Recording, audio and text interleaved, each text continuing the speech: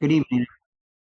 Good evening, everyone. My name is Curtis Johnson, and I'm an alcoholic, and it's certainly great to be here. And by the grace of a very loving God, the Fellowship of Alcoholics Anonymous, and you folks here, I haven't found it necessary to consume any form of alcohol or take any mind-altering substance since March 16, 2015. And for that, I'm grateful. And I've also learned through this wonderful fellowship and program that gratitude has to translate itself into something. It's an action.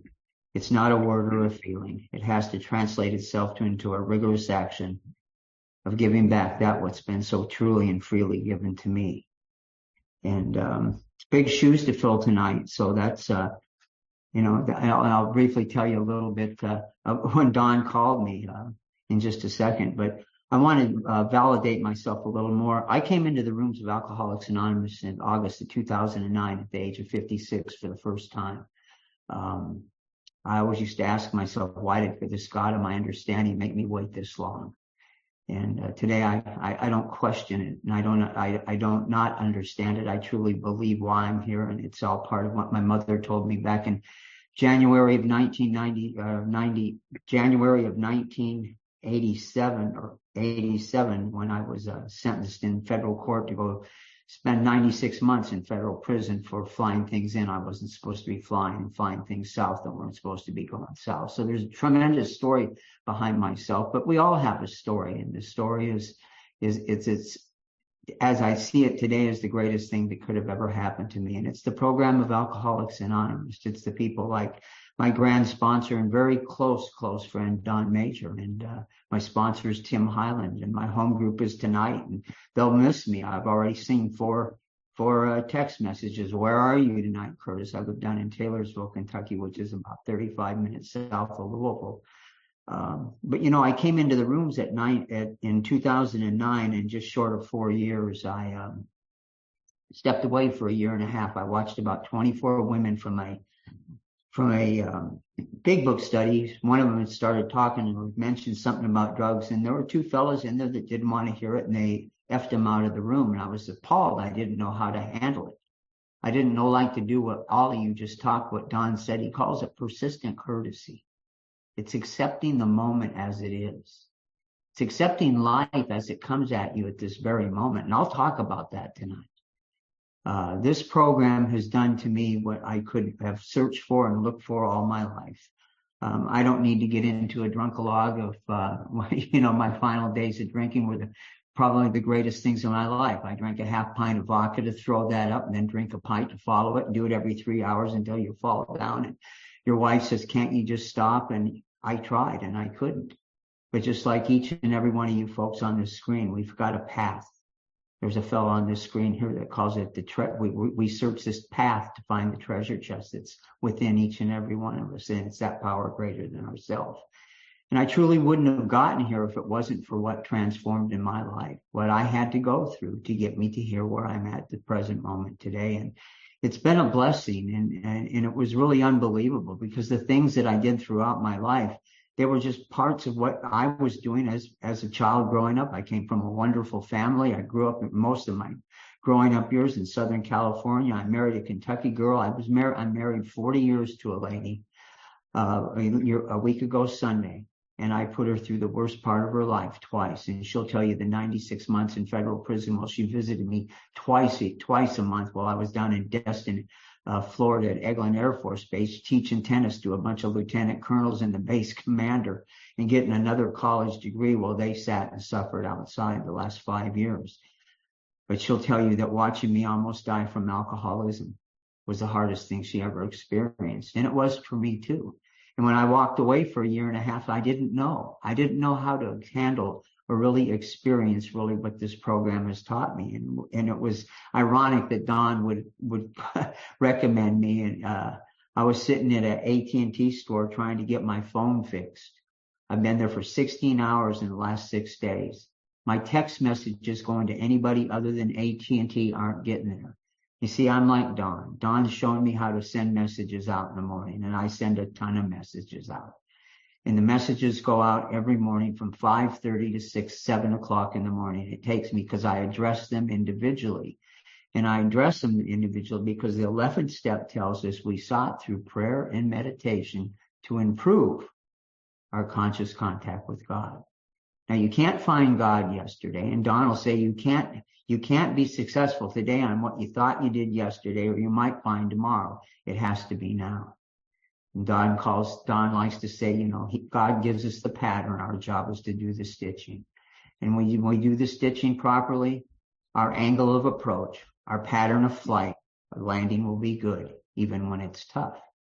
And the step 11 is just so unbelievable to me. And step 12, 10 and 11, after we get through the wonderful steps of really what Alcoholics Anonymous is about, it's overwhelming to me because it's been around for a long, long time. I follow a fellow by the name of Richard Rohr. Don does also, Tim does, Bob Bazance does, many of us do. I know Bob here, B from Detroit, he's a good friend of mine, and Calvin's on here. I've got a whole bunch of folks and friends of mine on here that have shown me the direction of what Alcoholics Anonymous is about. And if you're new on this program, or you're struggling in your life, you follow the folks. I've never been told what to do. They said, come on and follow me. Kind of like the fellow a long time ago, they called him the Jesus. He never told anybody what to do. He said, come on, follow me. I'll show you how to get there. A lot of those guys that followed him, they said, well, we can't. We're not some of them. And some fell off and some stayed on, but he never told them what to do. He showed them how to get to where they were going. And that's what this program is about. And this program, after the first 9 steps, and once we get there, we enter the world of the spirit in step 10. What an opportunity. See, I'm a devout Catholic, and I thought I've always known God, and I had no clue who God was until I began to understand the program of Alcoholics Anonymous. And we've looked and we've looked and we've looked and we've searched, and we thought he was out there, or I thought she was out there, or whatever it is. And all of a sudden, it became aware to me that power resides within. Just like Don M. says, it's the divine spark within each and every one of us. That's why Don and I have gotten together so well, and bless his heart, he's going through pain and suffering now. Right now, I was sitting at with my sponsor, Tim Highland, last night at about 10 after 6. Here comes a phone call. We were at another sponsee brother. One of Tim's sponsees was getting a birthday token, and the phone call, and Don's in the emergency ward. I'm going, oh no, I'm not going to get into it, but he had a little bit of a fall, and when he called me today, I was sitting in the AT&T thing trying to get my phone fixed so that I can get my morning messages out. He says, Curtis, this is Don, and I'm the only guy in hospice right now that crashes on their motorcycle. And he wasn't riding a motorcycle, he was on a tri-bike. So because we forced him to go get a tri-bike. We didn't want him riding on, didn't force him, but that was the recommendation that Tim had told him. And he had an accident. He says, can you please talk to me for a night? I said, Don, I would do anything in the world for you. I said, that's a lot of big shoes to fill. And he said, you know what to do. And, and I don't know any more than anybody or anything else. I've been around the rooms now for a little over 8 years. I'm 70 years old, and I didn't come into these rooms until I was 56. And I didn't understand it. But let me tell you when my life really began to change. I told you I went into federal prison, actually June 3rd in 1986. I came out in 94. And there were a lot of people, the government officials involved. There was customs. Everybody was after the money. It was the big money coming out of Miami at that time. And everybody wanted in. And it was all about money, property, and prestige. And I was never content with whatever I was looking for or trying to get. If I had $1,000, I needed 10. If I had 10, I needed 100. If I had $1 million, I needed 10. It was never going to be content. And finally, it all came to an end. And it came to an end a month and a half after my daughter, Natalie Marie, was born. And she was born, and my mom and dad both lived out in Scottsdale, Arizona. And my mother had been out to Miami. We lived in North Miami Beach on a beautiful home in Williams Island, designed by Sophia Loren, built by Donald Trump. I had a beautiful boat. I made more money in my life and had no business getting involved with what I was doing. But it was what's called alcoholism. It's that inner part. It's that not knowing about what we do when we hurt other people. And even being a Catholic that would go and believe in this God and go to Mass every Sunday, I didn't have it within myself because I didn't know. Most people don't know. You know, a lot of times we'll find people, and it's okay if you're an atheist or you're agnostic or whatever you believe in. But I'll get fellas sometimes when we're talking and doing steps, and I'm fortunate. I sponsor a lot of fellas, and I'm even quite a few women. And I get to share a message of hope. I guess maybe it's got a little bit to do with age to it. Because when we get older, we get more childlike. Isn't it that we want to be more like a child? We come into a child as innocent. Child's never trying to find or figure something out. I've got to figure it out. I hear that in the rooms all the time. And there's really nothing to figure out. You just follow these simple instructions.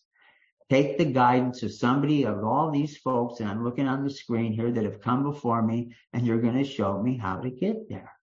Might not be the identical way, but what a blessing we have. The Fellowship of Alcoholics Anonymous. It's the greatest program I've ever witnessed. And I've been in every jungle. I've been all around the world. Many times I've done everything you could have ever imagined. And I find in my life tonight and today at this very moment, the greatest part of life. And it's here right now. Filling in for a man that is my hero today, that will continue to be my hero. You guys talked about a lady that you just lost. You didn't lose her. She'll never be gone because she's always with you. The mystics and the spiritual teachers will tell us, don't think you're going to wait to go to heaven because you're already here. You just haven't went to the next phase. There's two things inevitable in life I've learned. The day we came into the world and where are we at right now? Nothing else really matters. Where are we at right now? And as we get older, I've went through 2 bouts of cancer. I've got a blood clot in the left mastoid area of my brain. They told me about 9 years ago I could drop at any time, and I kind of laughed, and my doctors look at me. They know my story. They said, Curtis, you're not going to let the fear get to you. I said, not right now. I'm going to read just one quick thing off that Don and I talked about many times. In the last 2 talks he's given, now the last 2 I know, one was a live talk in Louisville, Kentucky, and the other one was about 2 weeks ago. There's recordings of it. When Don concluded his meeting, and he said, you know, folks, you know I've been sick, and I'm in hospice right now, and he went on to talk about something that we've talked about fervently, and I've talked the last at least 6 years, because when I came back into the rooms of Alcoholics Anonymous on March 16, 2015, I never stopped, and I'm in the deep middle of it, and that's where I have to be with that unity, service, and recovery. Because this program has to be mind, body, and spirit. This program has to be me believing in this power with all my mind, body, heart, and soul, and strength, and like unto it. I've got to be willing to help my brothers and sisters as I want, and I will need you in my time of need. This is the program, but that's been said for a long time. We just never took the time to find it. So how do we find the time to find it? We take the program of Alcoholics Anonymous, we follow the steps, we enter the world of the spirit in the 10th step, and we get into step 11, where we sought through prayer and meditation to improve our conscious contact with God. I'm going to read this on page 63. I can recite it, but I like to read it because I don't think I know anything. When we sincerely took such a position, all sorts of remarkable things followed. We had a new employer being all-powerful. We provided what he needed if we kept close to him and performed his work well. Established on such a footing, we became less and less interested in ourselves, our own plans and designs. More and more, we became interested in seeing what we could contribute to life.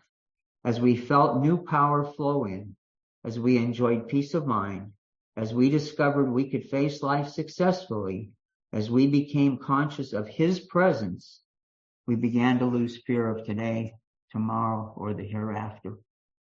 We were reborn. The 10th step or the 11th step also talks about it in the last paragraph.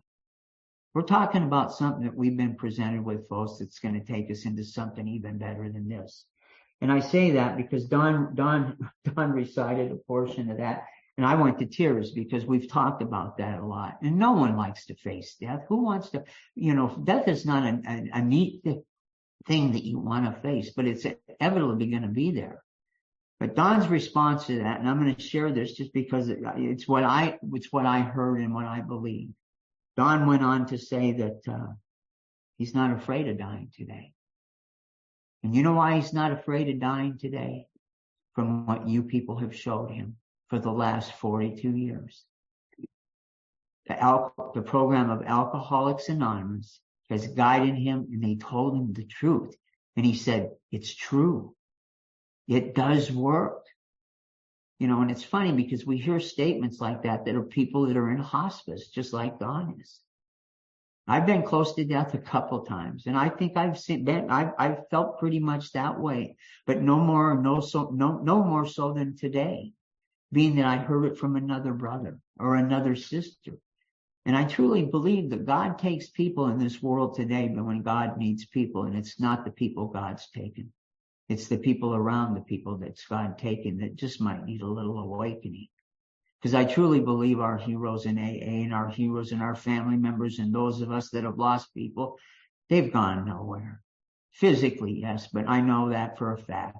My mother passed away in 1995. She waited for me to get out of federal prison in 94. And my daughter and I flew out to Vienna. I talked to my mom just about every day. You know, and it's part of what we call the essence of the aura, the being of what we find. When we talk about the sought, and I'm going to talk about sought through prayer and meditation here, the way I see it and I found it today, because as I said, I follow Richard Rohr. The human mind lives on fear, hate, and illusion. Our mind is either endlessly worrying about the past or relentlessly fearing the future. And that's how we are. That's the only way we know how to think until we change. When we think through prayer, we're reciting something. When I get up in the morning and I send out, 350 or whatever, how many text messages in the morning with my meditation that I made from the night before, I'm in a meditative thought process because I don't have a piece of paper. I know every person who I'm sending it to, and I know the name that I'm typing in that message, who it is. So for that hour and a half, I'm gone. God's got me, and I'm where I'm at. And that's what we do when we pray. We're reciting something that's keeping our mind off right where we need to be. That's called the left frontal lobe of the brain. But when we get done with that, then what do? Well, we sought through prayer, and now we're into the meditative source. And what is meditation? It's working to try to attain a conscious contact with this power greater than ourselves that I'll call God. You can call it whatever you want.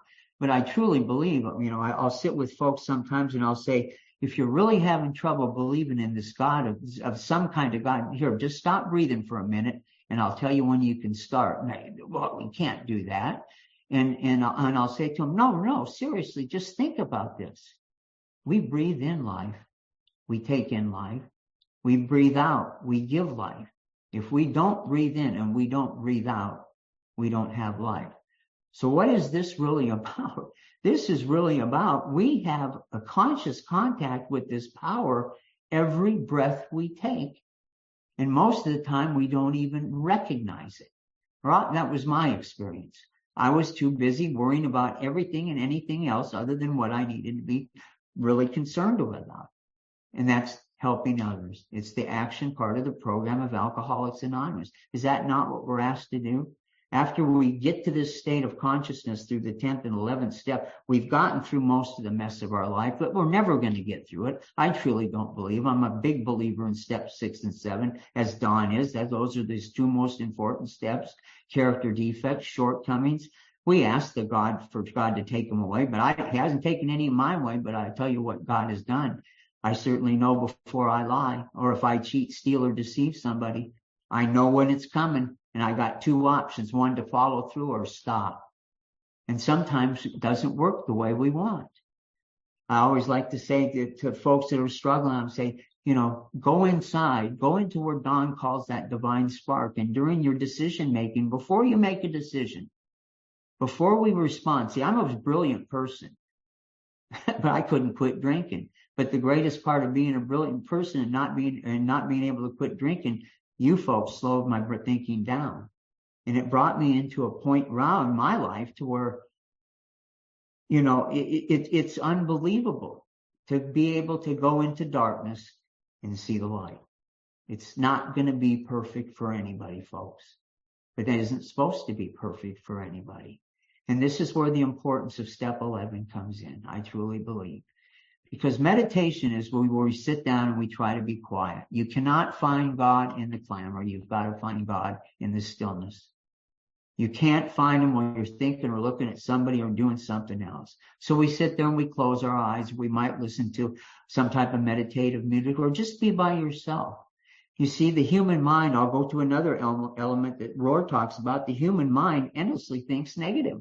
We don't like to think good things very much. Just think about it. Most of the time we think about the negative. But if we're in a meditative thought process throughout the day, step 11 talks about that. Not just sitting down for 5, 10, 15, 20, 25 minutes or being some nut like me and putting messages in for an hour and a half to keep my mind okay. It's when you walk throughout the day. It's when you're in a meditative thought process where God's presence is with you in everything you do. And you can practice it. And when you start practicing, it will get better. You know, just I used to tell the boy, some of the fellows that keep going in and out and in and out and in and out. And I tell them, I said, you know, how many times did it take you to learn how to ride that bicycle, but not hit that center handlebar and slipping off those pedals until you learn to ride the bike? And they'll say no more than twice. Then don't do the same thing again. And this is where we learn in Alcoholics Anonymous. We learn these character defects and the things that are wrong with me. I'm terrible inside. But you know what you popes have done for me? If you've given me the opportunity to understand that this is unbelievable. And what you're experiencing right now at this very moment will never happen again. And if you read the big book today that you didn't, and you read it again yesterday, what you read today is going to be different than it was yesterday. So everything we have been given us today is something of new element. And when things don't go our way, we don't drink, we don't drug, or if we just want to be miserable, we try not to be miserable. We go back and we get ourselves and we go, as Don will always say, keep a drunk in front of you. Keep a drunk in front of you. And you keep a drunk in front of you, you're not worrying about yourself as much. You know, and the format of Alcoholics Anonymous is unbelievable. Richard Rohr, he wrote a book called Breathing Underwater, 12 Spiritual Steps of Living. It's about 16 or 17 years old. And he wrote that after he took his hermitage down to the CAC Center in Albuquerque, New Mexico. And when he got there, they had the parish had AA meetings in him. And he said he kept watching these people go in and out of these meetings, and it was just phenomenal. They were always out there smoking cigarettes in the parking lot, and they're laughing and they're having a good time. And he was mesmerized. Now, this is a Franciscan monk. These guys they're hermits. They're spiritual people. And he said this was unreal. And they would ask him, well, Father, why don't you come in and go to one of our meetings? And he says, well, the sign says it's a closed meeting for Alcoholics Anonymous. You know, I'm not an alcoholic. I drink wine at the homily at Mass. He said, so, you know, I'm not an alcoholic. I said, there's a few priests I know. They might need to go to the AA meeting or something. And he laughed. And they finally got him to go in. And after going several times, several months, he said, what those people were doing in there was honesty. And what those people were doing in there was the truth. He said if the people upstairs in the parish understood what these folks did, their lives would change. You see, folks, I truly believe that we've been handpicked. Handpicked by the grace of something greater than ourselves. The way our culture brings us up and the world brings us up, it's like you got to be at the top and you got to start at the top. And, you know, that's where it's all. What are you going to be when you grow up? But for the alcoholic, we had to go someplace else. We had to start at the bottom. I did. I went from everything you could have ever imagined to absolutely nothing.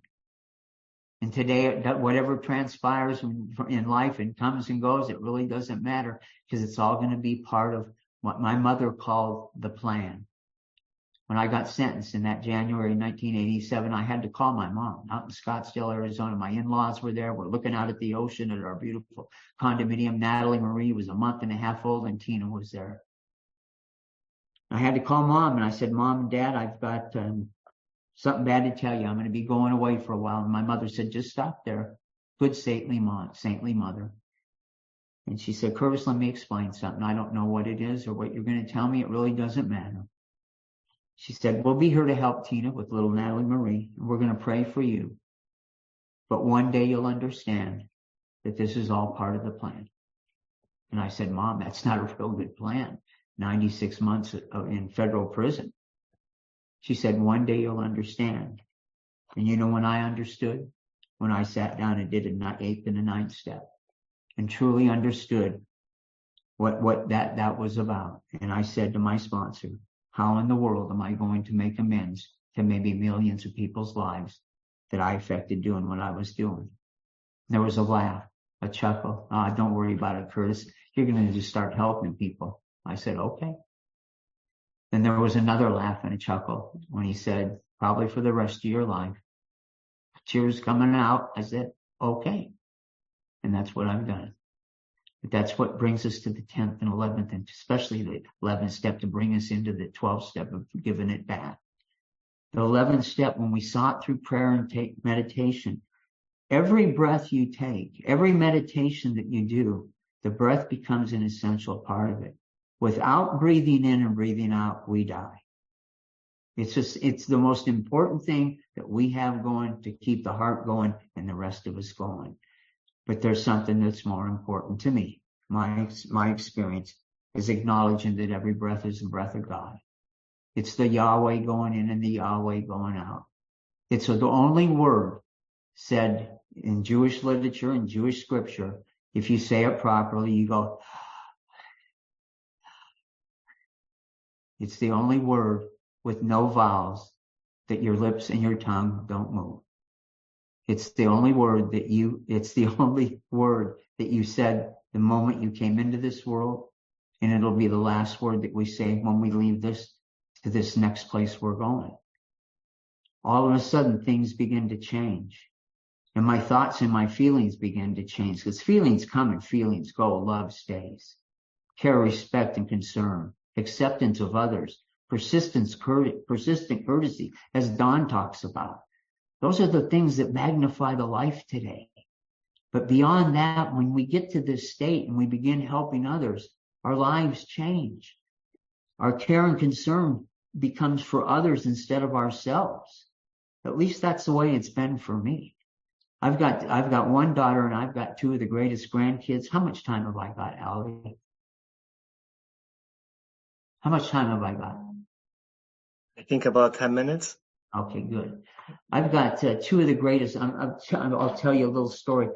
Two of the greatest grandkids in the world. Grayson Matthew is 10 and Hadley Marie is 8 years old. About 4 years ago, we were up in Johnstown, Ohio. My son-in-law was with at that time J.P. Morgan Chase, the bank up there, and the corporate office. And I was sitting there talking with my father-in-law, good Baptist man, Steve Sossman's his name, never drank, never drugged, never did anything. And we're talking, he said, Curtis, I got to tell you something. Those two little grandkids you've got, he said, they talk about their pappy, that's what they call me, more than anybody I've ever listened to a kid talk about.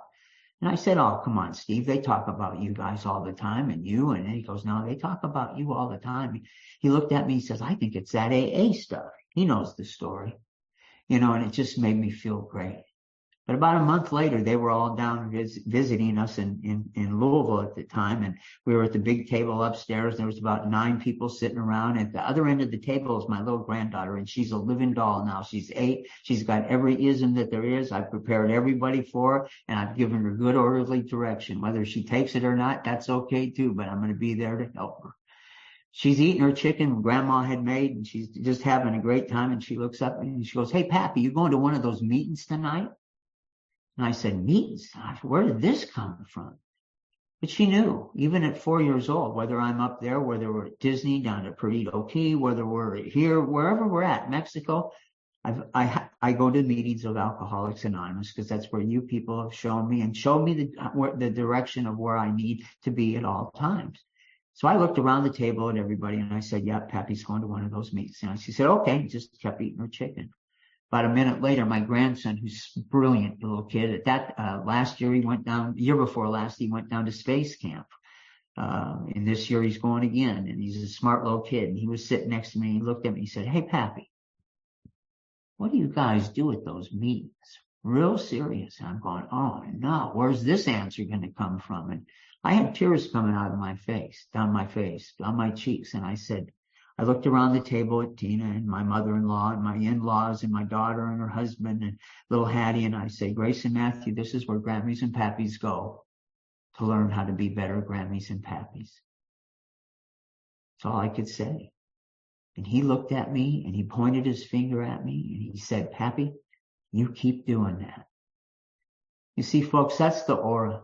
That's the energy from within. That's the program of Alcoholics Anonymous, when we allow it to be that part of us. I found it totally amazing because I've learned today through my good friend Don and Tim and all you people. I've had the great opportunity to speak at a few conferences, and I speak all the time. And there's nothing for me to say other than what I've learned and what I know. But what I do and I do know is I want to attain, and I realize today that my life is contingent on the daily maintenance. Don stressed that in his last two big talks, the maintenance of my spiritual conditioning. It isn't just who I am, it's who I have to be. And that's giving back. That's what has been so truly and freely given to me. And it's the 12 steps of Alcoholics Anonymous, giving to me to give back what you folks have directed me and shown me how to get there. It's the greatest map I've ever read, ever looked at. And it works. Rarely have we seen a person fail who has thoroughly followed this path. But the greatest part about it is we're prepared for the toughest part. We're prepared when we lose folks. We're prepared when things don't go our way, because we know that there's going to be something that's coming better, or it's going to suffice and get us through that. Because if we get complacent and everything is okay, we're going to forget about really why we're here, right? That's why I truly believe that there has to be darkness before there's going to be light. There was a gentleman over, Dick Anderson, that started one of our old recovery houses here in Louisville years and years and years ago. African-American man that said there has to be death before there can be a resurrection. Now, isn't that funny? There's a Christianity attitude that understands that, but they don't look at the way we look at it. We had to surrender. We had to be willing to surrender to learn how to become aware. And when we get to that 11th step and we begin to become aware, that awareness has to be every breath we take. And there's different things throughout the 11th step. Our prayers and our meditations, but it has to be just like anything else. It has to be repetitious. What ninth step promise says that, we will intuitively know how to handle situations that used to baffle us. But sometimes that doesn't work. I'll sit there and before I make my decisions, if I've got something that's going to be happening or I'm doing something, I'll say, okay, Master, which way do I go? And the Master will say, oh, Curtis, show me which way you're going to go today. You're doing really good. Oh, no, God, I need a little advice here today. And I'll say to God, and God will go, no, Curtis, you've done fantastic this way. You show me which way to go. I go right and hit a wall. I go, dang it, gosh, God, what in the world? Why this time? He said, next time you'll go left. I said, okay. But this is how we learn. Even today, the fellows like my friend Calvin and Bob and all you folks, I know many of you on here. You've gone through it all and you continue to go on through it. And we learn how to live life in a contemplative thought process more so than a dualistic thinking. See, most human beings think in the and or, yes, no, black, white, decision making. If it doesn't go my way, it's not the right way. But Don has taught me and guided me to persistently be courteous to all of God's children. That's not an easy venture because the word all is in there. But we are all God's children. It doesn't matter who we are. Accept the moment as it is. Because that moment is gone and it's never coming back. And what happens to us, Don says that when we retain ourselves and we are persistently courteous in all our decision making and all our affairs, what happens? Don never gets in trouble. Curtis never gets in trouble too.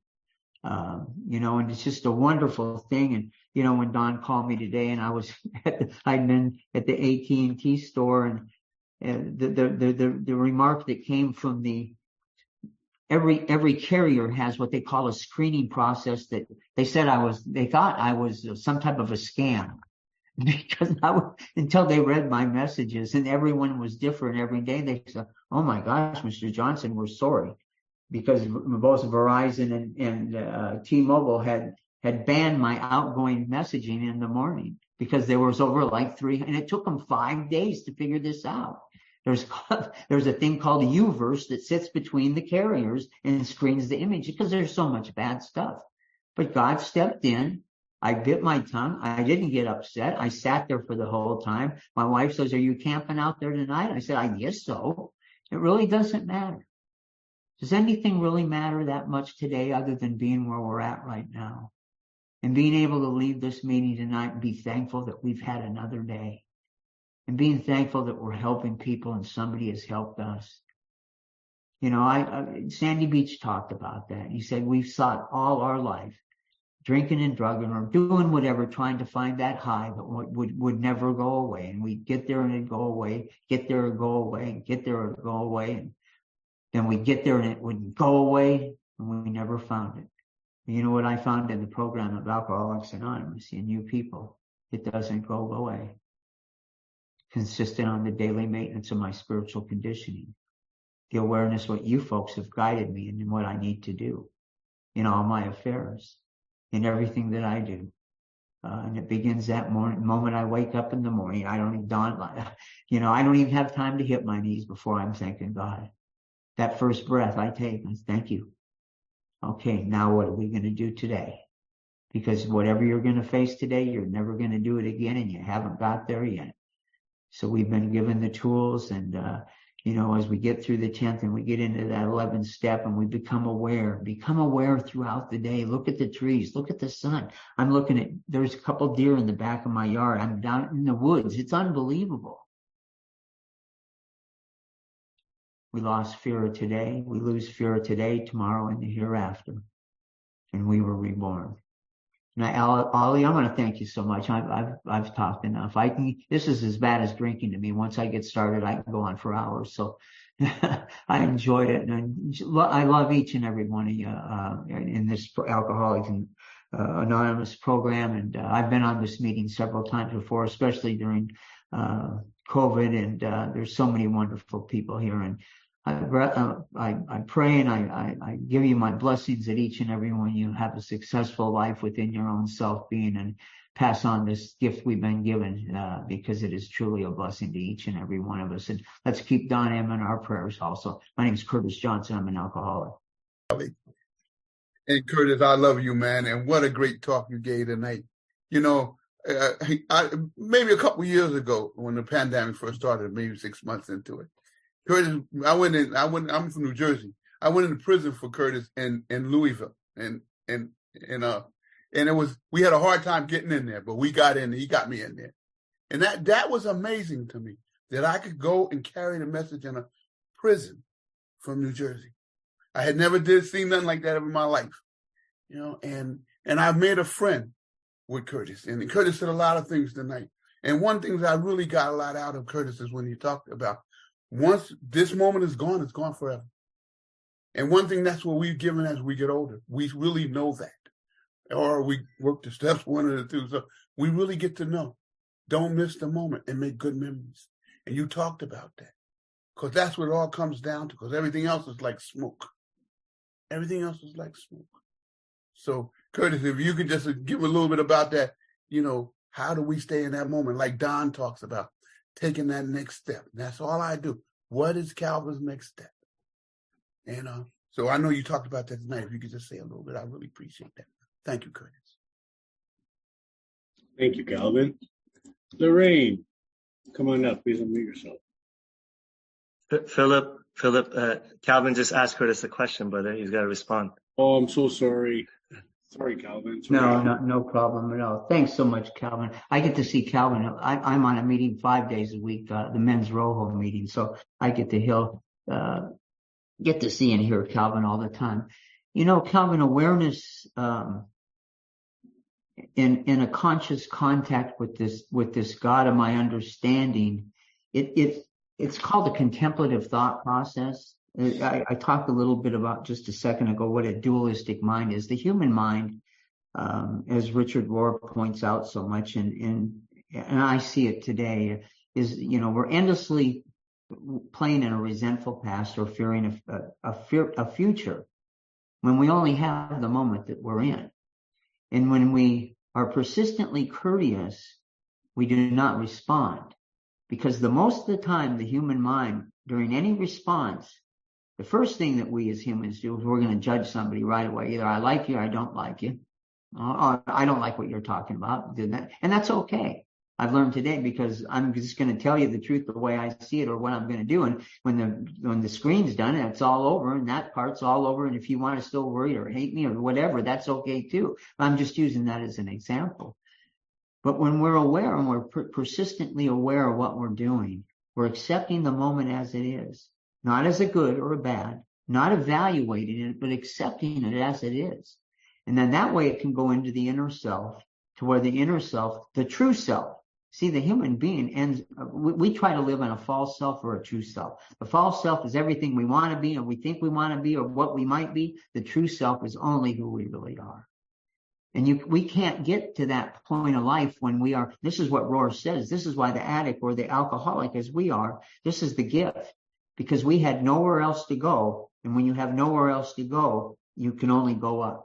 And when you can go up and you understand that we learn these things, these principles and these effects for all of our affairs. So as you go throughout the day, don't respond. Just be neutral. Don tells a story about with him and his wife for over 30 years now. They've never had an argument. Don is probably the most gentle, compassionate, caring person I've ever met in my life. You can't get a smile out of him sometimes. Very rarely frowns or get mad. I hate to see him mad because he's just a little guy, but he's a heart-filled man. And he tells the story. It took him a long time in Alcoholics Anonymous to find that. And today it's better than it's ever been for him and for me. So, for each and every one of us, as we travel and we trudge throughout the day, don't try to get there until you're there. And then when you're there, you've got to be there. You can't be somewhere else. And accept that human being as they are. Maybe they don't know. I didn't know. I had no clue. But today I know. Today I know that where I'm at and what I'm doing, I can be the best I can be. And I can be persistently courteous. And I can live on love, compassion, understanding, and acceptance of what that other person is. And when we live in that attitude and we live in that way, we're living in God's will. That's what this God, I truly believe, wants us to do. And it's given to us through the program of Alcoholics Anonymous. I love you, Calvin. Thank you for that. Sorry about that. I'll come back to you, Lorraine, as soon as I get these hands up. Hi, Barb. Please come on up and mute yourself.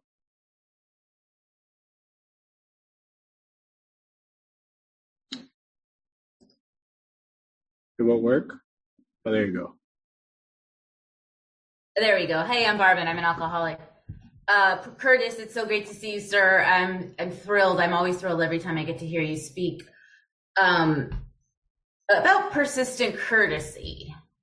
I am curious, sir, when one is dealing with a persistently rude or persistently discourteous or persistently antagonistic person or situation, how does one best deal with that?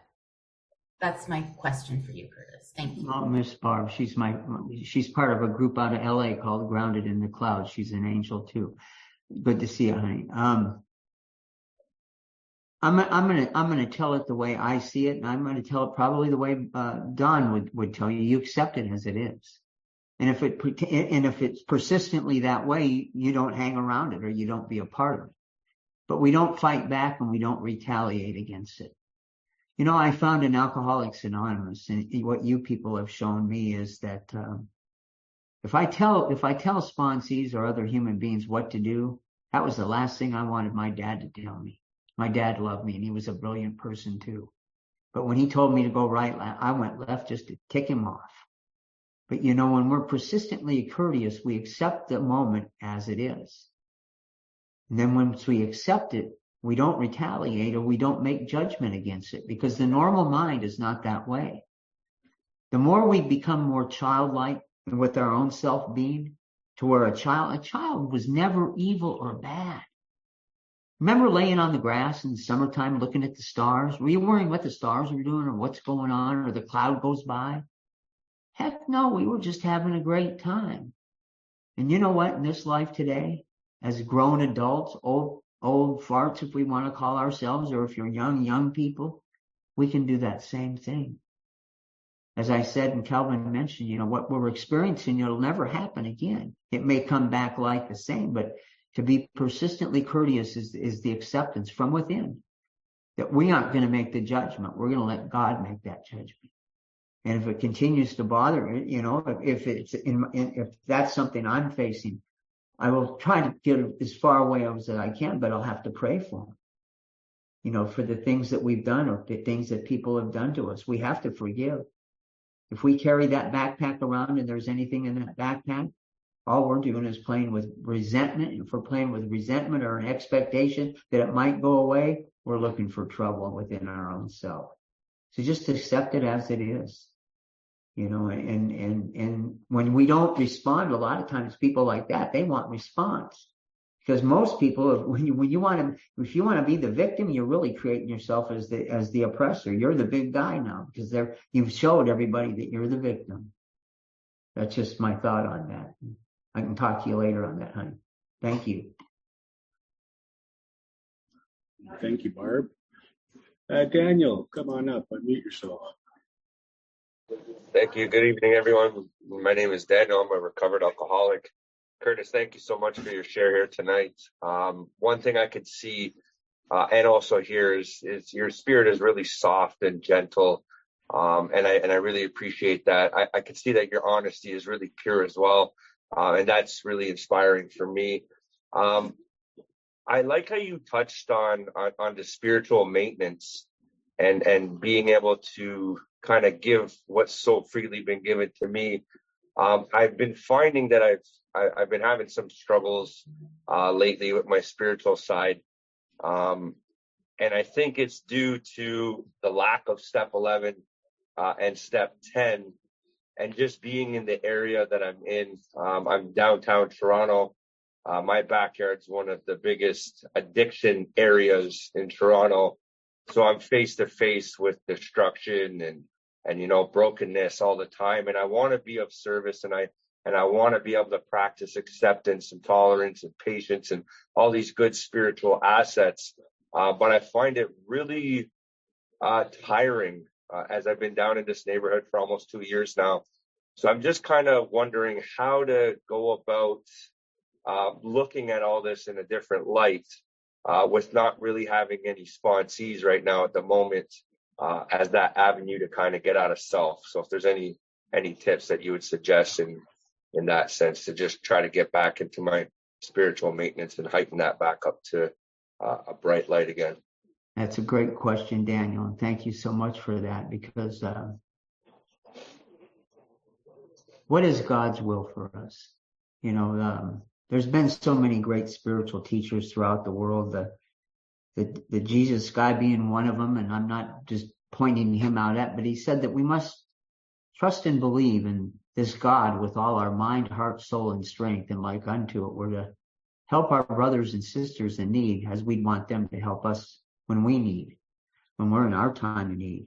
And for my own self, and I do a lot of work in the prison system. I got to speak up at a regional conference with my good friend Harold Long from St. Louis, January 28th, and he brought 2 sponsees that he had got in the prison system in 1996. Started them on 12 steps. They were both doing life and no parole. In 2009, they were both let out. Phenomenal stories, tearjerkers. I mean, they were just phenomenal. It's what the program at Alcoholics Anonymous offers to each and every one of us. So within our own self-being, for myself, Daniel, as I walk throughout the day, I'm conscious. Use your breath of God's presence. And you are part of that God, I truly believe. The spiritual teachers will tell you. The Bible tells you, if you want to, or the Quran, it doesn't matter. You're part of the being. And I always say to myself, what would the master do? before I respond. And if I can say that to myself and I can slow myself, that I'm beginning to get a lot better with my own self. And being in that situation and seeing that kind of stuff, buddy, that's wicked stuff. You know, every Tuesday for the last 8 years. And Calvin, I was the only guy in the country. I had a Zoom meeting. I had the best speakers in the country going into a 75-man Zoom meeting for almost 2.5 years of COVID. And then the Fed came in and said, the Fed, through a state program, said they couldn't do it. And I got really mad for about 30 seconds, bit my tongue and said, okay, that's all right. And then after that, and it cleared, we're back into the live meeting. And I take into those guys. And I tell them all the time, I said, if I could just zap you with the wand and give you what I have today, I would do it. But that's not how it has to work. You've got to experience it. And what you're experiencing, I think, Daniel, you're seeing that, so you're aware of what you're seeing. And God is doing for you right there. You don't ever want to end up back there. You don't want to be that. And you're going to be compassionate and caring for those people. And that's all it has to do. Because whatever you're going to experience, it's going to be over in just a second, that one. Or, you know, you're going to see, and we're going to see things that are, each and every one of us, that are tough all the time. But it's that love and compassion from within that Don Major talks so, I mean, that is his life. That's what rubs off with all the people that just love him to death, and for each and every one of us. And then we do the same. We share that message, and then that message gets shared. They can try to change the world all they want, and they can't. But I'll tell you who can. We can. We can change it within our own self-being. So you get with those people and you'll be like a light bulb walking through them, because there's going to be an aura of an energy that comes from within that you don't even know about. Just like my little grandkids that were so attracted to me, and it wasn't me. It was that God. It was what AA did to me. So that was a great question, Daniel. Thank you so very much. Thank you, Daniel. Doug Mack, come on up. Yes. Hello. I'm a grateful recovered alcoholic, and I'm Doug. I'm up here in just north of Toronto. And thank you, Curtis. That was fantastic. I mean, I love hearing about contemplation, and as compared to meditation, I have a problem trying to relate this to newcomers. You know, that it's not just blanking my mind out. You know, this is my understanding anyway. So how I work it, and I do read Richard Rohr, and The Falling Upwards was a fantastic follow-up to Reading Underwater, and yeah, the contemplation is like, it's a hard concept to get over to people. So I'm interested in how you would communicate that, and actually, what I try to do is talk about, you know, changing my perspective, you know, to try and look at it from the other person's point of view. I just like to know your thoughts on that. Thank you very much. You're a great inspiration. Thanks so much, Doug. That's a great question, and that's a great topic, because contemplation is not an easy venture to find. Because, as I talked about, Rohr calls it, the spiritual teachers will call it, a dualistic mind, where we judge everything. And we want to see everything the way it is, the way we see it. And I can tell each and every one of us on the screen tonight, there's only one of you. And there's only one of you. My wonderful, beautiful wife, Tina, will always say, it's a good thing God only made one of you, Curtis. And then she laughs. But it's the truth. So there's really no two of us that can think the same way. But there's a way that we can become neutral in our thinking. And you talked about that. And it's not easy for someone. So really, to begin with, when the fellows that I work with, or the ladies, if we're going into meditation, that first 10 minutes, just begin to learn what silence is about. You see, we can't find God in the clamor of our mind. God can only be found in the silence. And that power sits within us, that God is within us. So as you walk throughout the day, no matter where you're at or what you're doing, just be aware. If I see something on the floor, why did I just see that on the floor? Oh, maybe I should pick it up. Or if the phone rings, it's tough today with all the spam calls or the spam text messages, like they thought I was, or whatever. But you know, it's just, it's the awareness. And again, Doug, for me, it took time just to become aware. I'm really lucky. Not lucky. I'm fortunate. I live, about 35 minutes from the Abbey of Gethsemane, where Thomas Merton's buried. And I've got a good friend in AA, Brother Luke, down there. Luke's been there for 33 years. I've been sober for 33 years, and he's been down there for over 50 years. I go see him at least every other week. But I go down there every week just to pray, just to get close.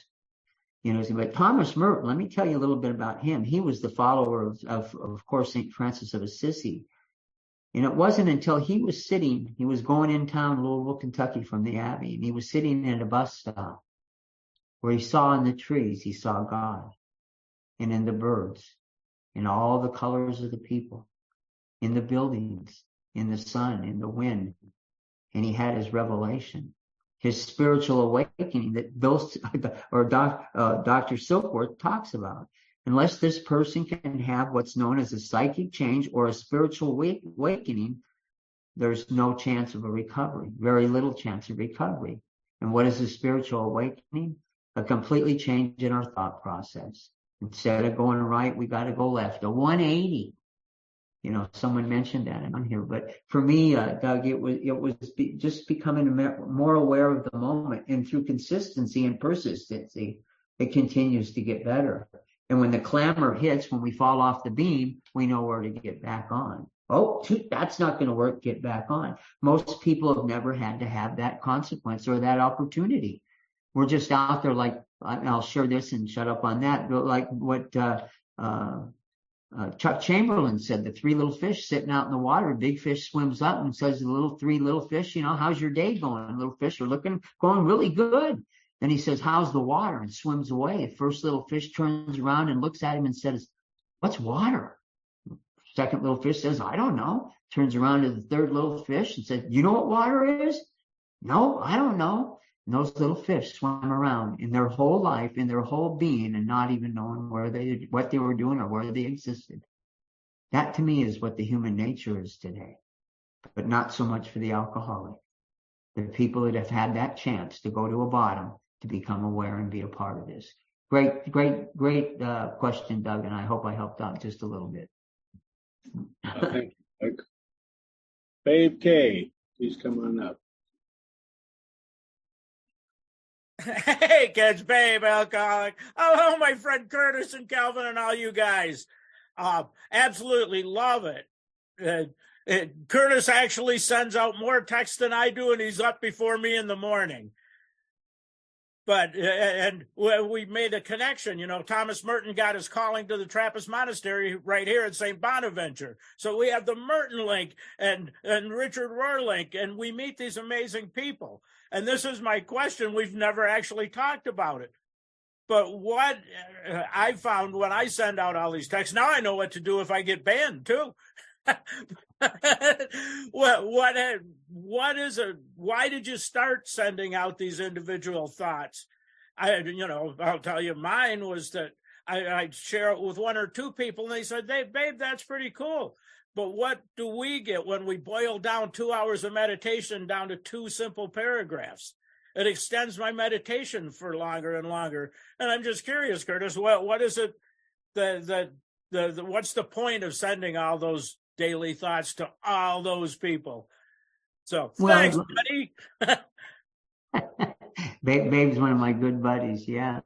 The thought began, of course, always to my sponsor every morning. And for the last 8 years, I've communicated with Tim every single day. I might have missed 1 or 2 being sick or something, but I've communicated with my sponsor, and he's a wonderful, caring man. And it's just unbelievable. And then to the sponsees. But when COVID really started, it started with some of the guys in Rojo. Next thing I know, COVID, because everybody's locked up, I'll just sit and at 11 o'clock at night after I get off a 10 o'clock meeting, I'll do a little bit of reading and I'll put something together. But really what it did for me, Babe, is it brought me into a conscious contact with the God while I did that. And when I do that, and as I do my messaging in the morning, it's the same message that I'll write, maybe just a couple paragraphs, but it's got the individual's name. So now if I've got 350 names and I put Calvin's name down or I put Babe's, I know where it's going, and it's funny because what happens from that is I've got a link again throughout the day with that person. And if that person has problems, or I have a problem, or have a question, or need some help, we're readily available and available. And that's what this program is about. And I know you're so tied into it that way of helping too. There's nothing better than to give your life for a friend. That's been a saying from my mother has said for years and centuries. People have said for centuries. And in Alcoholics Anonymous, it's the theme, it's the gift of our program of giving back, helping another human being. This is the only thing in life I've ever found where you want everybody to be successful, and it doesn't cost money. Everybody. I don't even care if I don't like you. But why do I not like you? Here's another thought. You have to generate that thought not to like you, right? So maybe you just need to like everybody. Then you don't have to not like somebody. It all comes down to that thinking, the way we think, our thought process. And I always tell fellows that they'll come out of recovery centers and they'll throw them and make them peer mentors or these other administrative positions. And I said, this is the most important thing I want you guys to think about. Let your head shrink, your brain shrink, and let your heart enlarge itself. Let your thinking come from the heart and not your head. How do you want to be treated is how you are. You see, in and Doug will be able to verify this. What you are and how you operate is who you are to everyone. So if I want to be sad, I can be sad all day long. If I want to be happy, I can be happy all day long. But it's that thought that's generated. And when we begin thinking about others more than ourselves, and that's Don Major, I mean, from head to toe, that little body, that's all he's done. I watched him last year come down. Tim brought him down to speak Saturday night at the Music City Roundup in Nashville. And he got there at 2:00 and he had 6 hours before he was spoke, but he went to that hotel room because he had 12 appointments in the next 6 hours to talk to guys and ladies. And he wasn't feeling good. He was still going through a cancer bout. Got up there, stood up, talked for an hour, went back, passed out, got up and went home. And it's just that giving part. Because I totally believe what we give is what we receive. And I know the harder the more I try to do the best I can, it becomes better and better and better, even when it's tough, because it's going to be tough. Thanks, babe. Love you, buddy. Thank you, babe. Lorraine, please come on up and unmute yourself.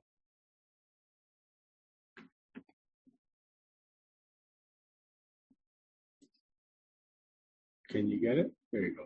Yes, is that it? Hi, I'm Lorraine. I'm an alcoholic.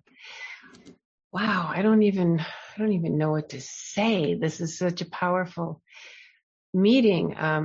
Curtis, I thank you.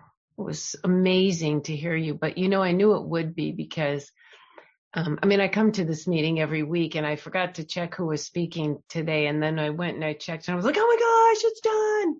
And I got so excited. And then I find out that he's not here. But immediately I knew, well, if Don has chosen someone to come in and speak for him, I'm yay, because I knew I was in for a treat. And I sure was. So now I'm going to have to start following you around too. That was just so. Thank God it's recorded. There were so many things said that my brain is just trying to wrap around all of it. And so is my heart. Even more so, my heart is trying to wrap around all of this.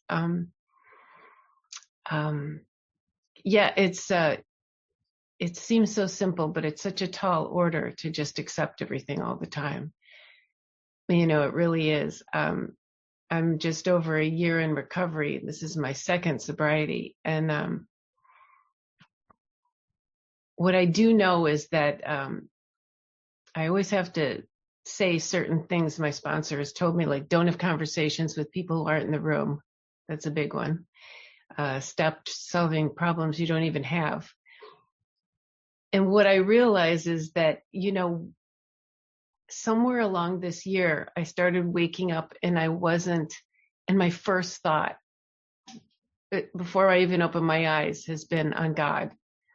And the first day that I realized that was happening, I was like, oh my gosh, it's happening. I'm starting to get calm. I'm starting to really embrace what this is all about. And I'm just really grateful. I'm really grateful. I'm so incredibly glad I got to hear you tonight so much. I have that book, Breathing Underwater. It's sitting in my pile of recommended reading, and I ordered the book right away so I don't forget. And it's on my list here. I'm going to read that soon. But anyway, thank you so much. It's so incredibly inspirational to hear you tonight. Thank you. Thank you, Lorraine. Thanks, Lorraine. Looks like we're close to our time ending here. Curtis, is there anything you want to leave us with before we close up? No, I just want to say thank you so much, Ollie, for allowing me to come on, and Teresa and the whole group. This is a wonderful meeting. I want to thank you for continuing the Zoom format.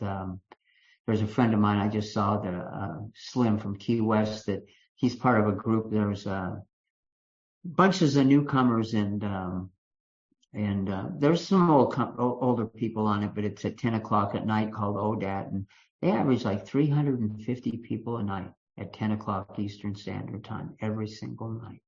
And it's amazing to me that the gift we've been given through Zoom and the opportunity to meet you folks from all over the world and the country and get to be a part of this thing. And you guys have continued that. I still co-host a Saturday evening 10 o'clock 10 a.m. or p.m. speakers meeting on Zoom that we started right after COVID too. And it's down to maybe 35, 40 people sometimes. Used to be a couple hundred, but doesn't matter if there's one or two people that enjoy it and want to be a part of it. That's why we do it, because this is Alcoholics Anonymous, and this is as my sponsor Tim will always say, it might be the greatest love story we'll ever see in our lives. So thanks again so much for everything and everybody for being here. My name is Curtis Johnson. I'm an alcoholic.